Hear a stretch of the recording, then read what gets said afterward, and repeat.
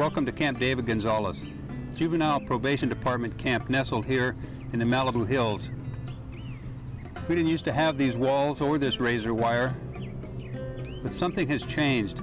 Somehow the violence and the level of trust in our culture has changed. Our relationship with our youth has changed. Behind these walls, there lives a community of boys aged 12 to 18, detained here because of their behavior, isolated from their home communities, and initiated into an institutionalized way of being. Hi, I'm Bob Borant.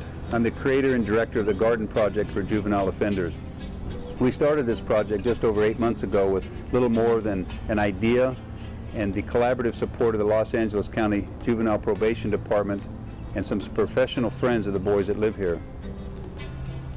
Our mission was to gain an understanding and offer an alternative to a system experiencing high rates of recidivism and high rates of behavioral infractions by the boys that live here. Our goal was to invite the boys to design and build their own garden, a garden of community where relationships were as meaningful as production. Our hope was that in the effort of group participation in growing the garden, that the boys would experience new ways of relating, new ways of expressing self-esteem and managing their tension, and that they would begin to learn the link between consequences and action. And the garden is working. Both the boys and the garden are growing. With the help of volunteers, interns, financial grants, and donated seed, irrigation equipment, soil, pots, and tools, over 52 of the boys have participated in the garden community and are now influencing their peers both here in the garden and in their home communities. And this is how it all began. Once we found our space for the garden, in the corner of the camp, we were immediately presented with our first problem: decomposed granite, rock, and weeds. So 15 of the boys and I got together and built compost bins. They collected grass, kitchen scraps. We cooked it at 120 degrees under plastic, and it was time to spread it.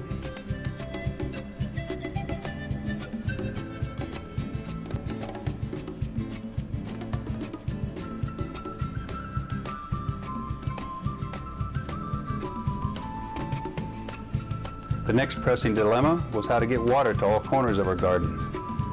The boys planned, plotted, and constructed their own PVC irrigation system.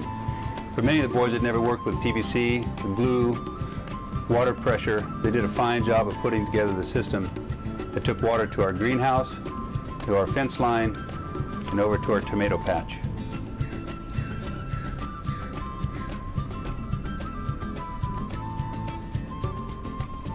Even putting in valves was new to them, so they were able to put in this T system where the valves went both directions, ultimately to a watermelon patch and again out to the far reaches of our garden where we had our tomato patch.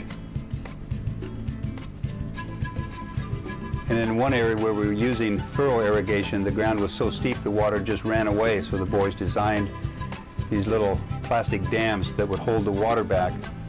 The water would sub into the beds, giving us a nice place to plant our little sunflowers that we had started from seeds.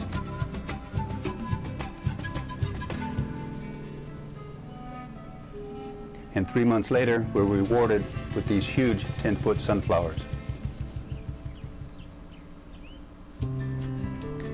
And soon we recognized that our little transplants were freezing because of the cold weather in the winter months in the Malibu Hills. So they built their own greenhouse using PVC pipe.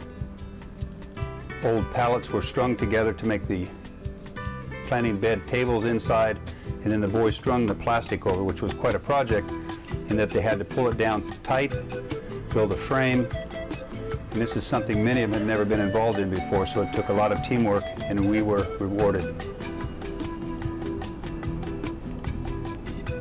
The next phase of the project was to get our little plants started many from seed. And this was quite a project for many of the boys that didn't quite have the attention to detail and to focus, but they were able to plant them, and many were transplanted into these larger pots as we got ready to move them into the nursery area.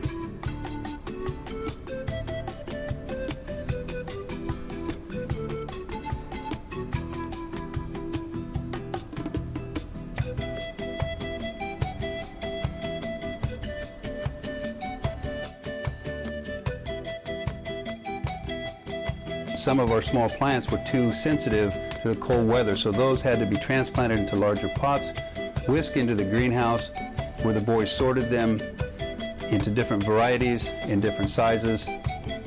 And we had peppers and chilies and artichokes and cosmos flowers and daffodils and marigolds, and the boys sorted each of those into size and shape and variety. It didn't take long to realize that besides the water, the frost, and the soccer balls bouncing into our garden area, rabbits were also coming in, eating our baby transplants and nipping the tops of our flowers. So the boys designed and built a bridge, laid out a fence, constructed it around the perimeter of our garden. This kept the rabbits on the outside in the soccer field, in a place where the boys could go in and enjoy their garden.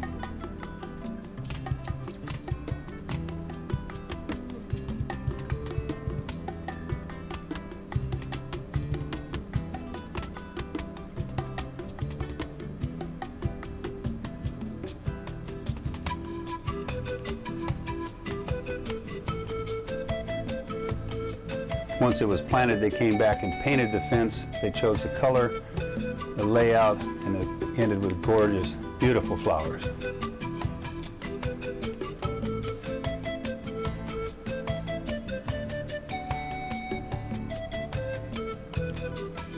And then in the spring, our baby transplants were ready to come out of the greenhouse. Behind the rabbit fence, we were able to lay them out in the tomato patch.